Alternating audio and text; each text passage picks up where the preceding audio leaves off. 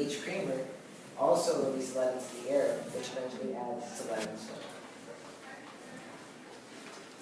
And some effects that lead can have on your body, a rise of blood pressure could happen, kidney damage, miscarriages, disruption of the nervous systems, brain damage, diminished learning abilities of children, behavioral disruptions of children such as aggression, impulsive behavior, and hyperactivity. So lead really does affect the growing body.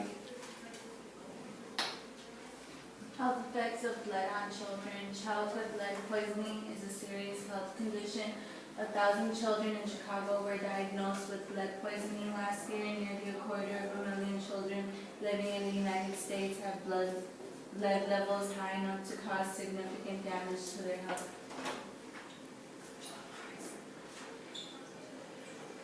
Lead affects the nervous system, and lead can cross from an expectant mother's bloodstream to her unborn baby in her uterus, where it damages the developing baby.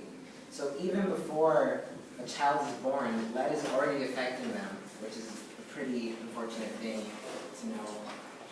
High levels of lead in children can lead to reduced IQ, learning disabilities, decreased growth, hyperactivity, and antisocial behavior. And this is actually an aerial image from the EPA Coastal and Soil Assessment. EPA stands for Environmental Protection Agency.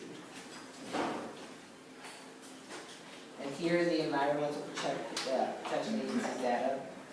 This is from a site located at 947th West Culbertson Street. This is the Lowenthal site. And here in Chicago, the residential standard for lead, which is like the legal allowed standard for lead, is 400 parts per million. That's what ppm stands for. Although at the Lowenthal site, the actual ppm was 2,300, which is way above the allowed standard. Yeah. And for the Lowenthal site, what actually ended up happening was that the EPA went in there, and to get rid of all of that and to fix all of that, what they had to do was dig 6 feet into the ground, remove all the soil, all the contaminated soil, and then put in freshly new soil, and then fix it up and put grass. And now they're actually trying to convert it into a park, which is nice. Continuing tonnage contamination along rail tracks. These are the BNSF railroad tracks. They go all around the neighborhood, and they are actually highly polluted with lead, unfortunately. And this is another aerial image of the BNSF tracks by the Lowenthal site. Here, these are the EPA's results from when they did their field testing. As you can see here in the criteria, this was their standard for lead in the field. And here are the results. You can actually see that all of the results actually were high above their criteria. If anything, the closest one that met the criteria was a result of 840 parts per million in lead. That's still 40 parts per million above their standard, though. And when we were out there, our results in the lead were 529 parts per million.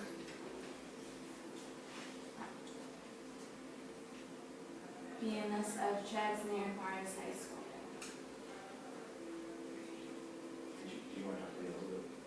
Yeah. Yeah, so here, these are the BNSF tracks that go around the Horace High School.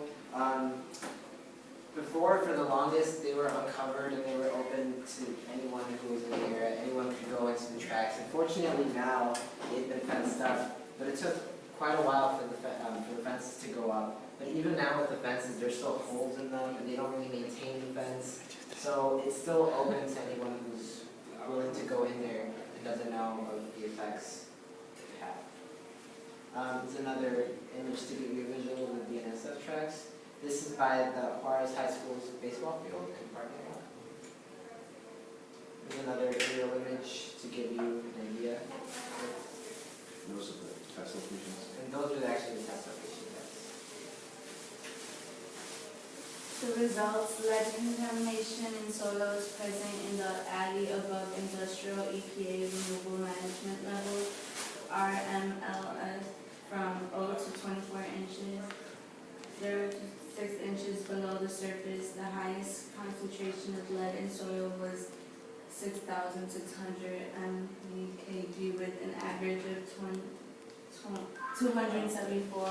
2,748.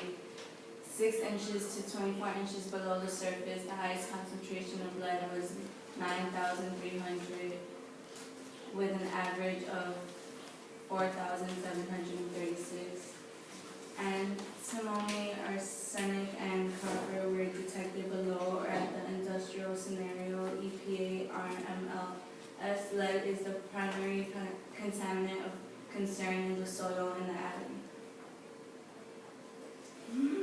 And what we found when we were at the BNSF tracks by high school, our results for lead were 2,149, which is once again way above the standard. About BNSF and H. Kramer. We now know that railroad tracks around the neighborhood are highly polluted. The EPA has been in contact with BNSF to clean up the tracks, but BNSF has not been responsive. We also think H. Kramer is responsible for the high levels of lead in the soil around Paris High School. We're glad they put up the fixes to stop the lead from getting into the air, but we believe they need to help pay for the cleanup of the lead in the soil. And this is, if you go on BNSF, if you go on their website, this is an actual statement that you could find on their website. This is a statement I found on their website under a section they have called BNSF and the Environment. And the official statement says, at BNSF, we believe it is good business and good citizenship to minimize our impact on the planet and to contribute to the long-term sustainability of every community we serve. Railroads are by far the most environmentally...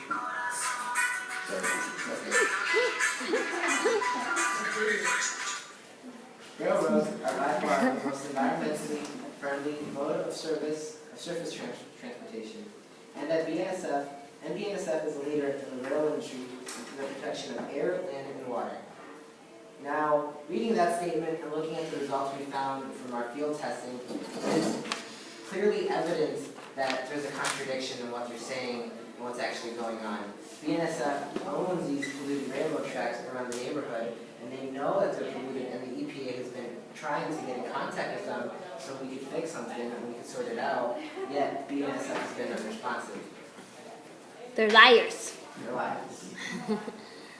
This is also a website where you could go in and look up your area and find actual results from field testing that others have done, such as the EPA. So if you're interested, you could follow the link. Many of you want to write it down. It's actually really cool and a little shocking too. So you can go on there and do what again? You can look up test results for field testing in your area. Okay. So you can find how many pollutants are in your area, Okay. the levels of it, the standards. So you just plug in your zip code up there and it tells you? Zip code or address. Okay. This particular website is just for the Pilsen's area soil assessment. This website is more general for Little Village Pilsen. There's another website which you're referring to, the TRI database, which, you know what, we should put a slide in about the TRI database. We didn't do that. So we'll add that one for Saturday's presentation. So there's 3 different websites. So there's this one, which is just about the soils, and this is the results that Daniel was talking about and Jess was talking about. This is what where they got the information about the EPA's results. This is generally Little Village and Pilsen because there's a whole variety of issues the EPA is working on, and then we'll put the one about the TRI database where you can look up by your zip code too, which is a good thing. Sorry. Hey, look, that's me. Well, the No, participant. wait, that's not me. Is that me? Yeah, that is. It might be me. I don't know. I was there though. Oh, That was cool. right here, this picture is where we went to Northwestern University. We did some examples for the dirt. We went to there were like I think students there. They were helping us how to use the machine and how to like do it by your own. So it was fun. Dope. It was awesome. Yeah, like see Esmeralda. We're like, I don't know, having fun. Just it's you. Could you describe some of the things you did in the lab? Well, Just like a brief summary? Like what what? we did was just like separate the dirt mix it with water just to get the heavy objects, and then like with the machine we just sucked all the air, like vaporizing. So just give us some. And you worked with some acid too, right? Yeah, with acid. Okay. I just want to point out to you that Christina's going to do this presentation, but it was actually Esmeralda and Cynthia that were supposed to do it, so you're kind of fresh to this. They're not here, unfortunately. You're willing to go ahead and, I'm going in this blind. without your glasses too. I know, I got off my glasses, so I'm really okay, so this is the fun part, guys. This is where it gets interesting. Also, you've been very nice today. Pay attention. Environmental injustice and environmental racism. People of color are 79% more likely than whites to live in neighborhoods where industrial pollution is suspected of posing a major health danger, according to an analysis by the Associated Press. Stop poisoning our kids. Twice as many Latino children as non-Latino children, white children, are likely to have lead in their blood at levels higher than the